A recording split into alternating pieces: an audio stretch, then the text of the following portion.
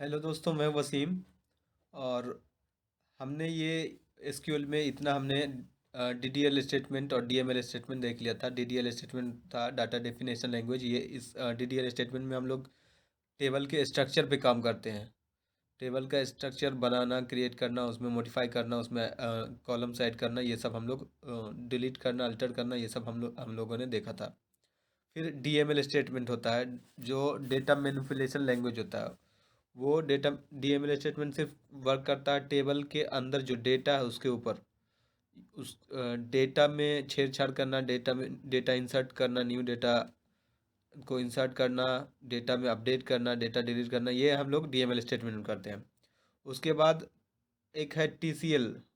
TCL statement जिसको बोलते हैं transaction control language. Transaction control language होता है, ओएलटीपी के लिए यूज़ किया जाता है। उसमें जैसे हम लोगों ने ये जब टेबल बनाया, जैसे कि ये अपना टेबल है, आईडी, नेम, जॉब। इसमें आप देख सकते हो ये हम मैंने क्या क्या कनेक्ट किया। पहले स्कॉट टाइगर अपना आईडी और पासवर्ड डाल कर कनेक्टेड हो गया। उसके बाद मैंने यहाँ पे आप देख सकते हो सेट पेज साइज 500 किया, सेट लाइन साइज 500 किया। उस दिन हम लोगों ने पेज साइज और लाइन साइज सेट नहीं किया था, तो ये डिपार्टमेंट नंबर जो डीपीटी नंबर आ रहा था वो आईडी के नीचे आ रहा था, क्योंकि वो पेज सेटअप नहीं हुआ था इसलिए। तो अभी हमने सेट पेज साइज और लाइन साइज दोनों सेट कर दिया है। तो अभी हम लोग क्या करेंगे, ये पहले से हम उस दिन हम लोगों ने ये बनाया था, उसमें उस दिन हम लोगों ने कमिट नहीं किया था, मैंने बाद में कमिट कर दिया था, तो ये अभी अपना रह गया है। अभी हम लोग देखेंगे जो टीसीएल स्टेटमेंट कमिट और रोल बैक होता है वो, उसको देखेंगे। उसके बाद एक होता है डीसीएल स्टेटमेंट, जो डेटा कंट्रोल लैंग्वेज इसका फुल फॉर्म होता है। डेटा कंट्रोल लैंग्वेज में किसी यूज़र नए नए यूज़र को एक्सेस प्रोवाइड करना या फिर उससे एक्सेस छीनना, उसको इसका एक होता है ग्रांट और रिवोक। ग्रांट मतलब नए यूज़र को एक्सेस प्रोवाइड करना, या फिर एग्जिस्टिंग जो यूज़र है उसको कुछ नया चीज़, नया टेबल के अंदर या डेटाबेस के अंदर किसी चीज़ को परमिशन देना, ग्रांट का लाया, और फिर उसे वो परमिशन एक्सेस छीनना, हटाना, उससे उसको रिवोक बोलते हैं। तो ये ग्रांट और रिवोक है।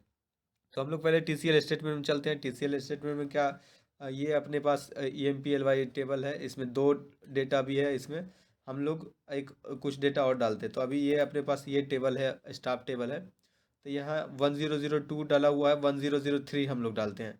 तो 1003 डालने के लिए मैंने पहले से इसमें नोटपैड में लिख के रखा है, इंसर्ट इनटू, ये अपना सिंटैक्स है, insert insert into employ EMPLY table name जो है, insert into EMPLY table name. क्या डाल रहे हैं, वैल्यूज़ डालना है। वैल्यूज़ डाल तो ब्रैकेट के अंदर में सारा वैल्यूज़ जितना है, जितने कॉलम्स है उतने सारे डेटा डालना होगा। जहाँ पे मुझे डेटा नहीं चाहिए वहाँ पे नल नल लिखना होगा। जहाँ पे आप देख सकते हो ये पे कमीशन वाला था, तो कमीशन पे मुझे डेटा नहीं चाहिए, कमीशन कुछ नहीं है, तो उसको नल मैंने डाला।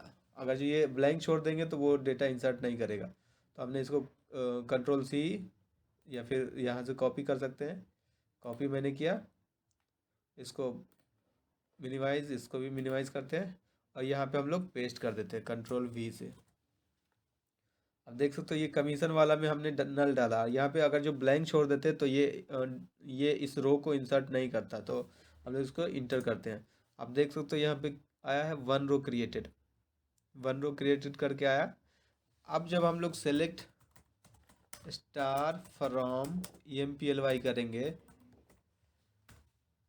सेमी कॉलम लगाया, तो आप देख सकते हो थर्ड कॉलम जो 1003 आईडी नंबर और नेम रवि है, वो 103 यहाँ पे आ गया। अब अगर जो इसको हम लोगों ने, अगर जो इसको क्लोज करते हैं, क्लोज करने के बाद फिर ओपन करते हैं, तो ये 1003 वाला डेटा नहीं रहेगा, क्योंकि ये मैंने अभी सिर्फ डेटा डाला है, इसको कमिट नहीं किया है। कमिट करना मतलब एक तरह से सेव करना, तो हमने कमिट नहीं किया है, तो इसको कमिट करना होगा। तो कमिट मैंने COMMIT कमिट कर दिया और सेमी कॉलम दिया, तो ये कमिट कंप्लीट हो गया। अब ये टेबल में ये जो टेबल में जो हमने रवि वाला डेटा डाला वो सेव हो गया। तो सेव किया हुआ चीज़ को अगर जो रोल बैक हम लोग करेंगे तो रोल बैक नहीं होगा। सेव करने से पहले रोल बैक, या रोल बैक मतलब होता है अंडू करना। तो सेव करने से पहले रोल बैक, किसी भी चीज़ में सेव करने से पहले रोल बैक वो एक्सेप्ट करेगा। सेव करने के बाद वो रोल बैक नहीं, पीछे नहीं आ सकता, अंडू नहीं हो सकता। तो ये रोल बैक का कमांड तो रन करेगा, लेकिन वो रोल बैक नहीं होगा। हमने रोल बैक लिया, आप देख सकते हो रोल बैक कंप्लीटेड लिख के आ रहा है यहाँ पे। कमांड एग्जीक्यूट हुआ पर वो रोल बैक नहीं होगा, वो डेटा मेरा वहीं पे है। इसको मैं कंट्रोल सी कंट्रोल वी करता हूँ, देखता हूँ तो ये 3 डेटा पहले से ही है। अभी क्या करते हैं, एक नया डेटा फिर से इंटर करते हैं। तो मैं पहले से लिख के रखा हूँ इसको, इंसर्ट इनटू ये वाला 1004 का।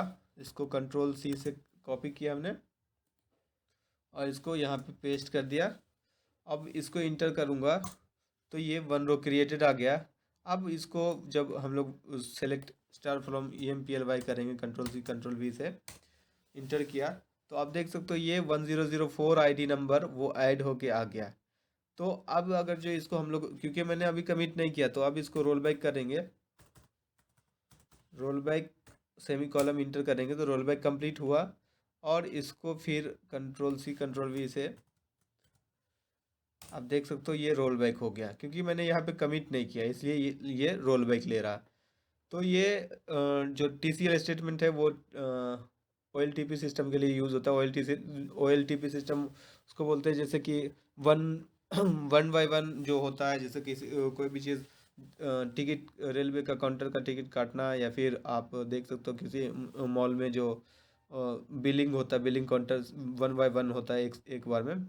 तो उसमें वो क्या करता है, वो सारे मटेरियल का सीरियल नंबर, मटेरियल का नेम, डिस्क्रिप्शन, सारा रेट वेट अमाउंट सारा डालता है। उसके बाद वो क्या करता है, डालने के बाद जितना 10 4 5 सामान, 4 5 आइटम, जितना भी आइटम किसी ने खरीदा कस्टमर ने, वो उसका आईडी, उसका नेम, उसका अमाउंट, उसका जो ये होता है बारकोड होता है, सारा उसमें इंटर करने के बाद वो जो स्कैनर होता है वो बारकोड से, बारकोड स्कैन करने के बाद वो सारा आइटम ऑटोमेटिक उसमें जनरेट हो जाता है।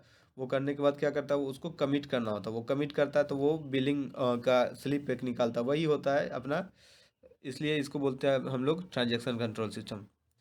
तो आज के लिए हम लोग इतना ही देखेंगे। नेक्स्ट वीडियो में हम लोग DCL स्टेटमेंट देखेंगे, क्योंकि DCL ग्रांट और रिवोक वाला जो है वो थोड़ा सा लेंदी है, इसलिए हम लोग नेक्स्ट वीडियो में वो देखेंगे।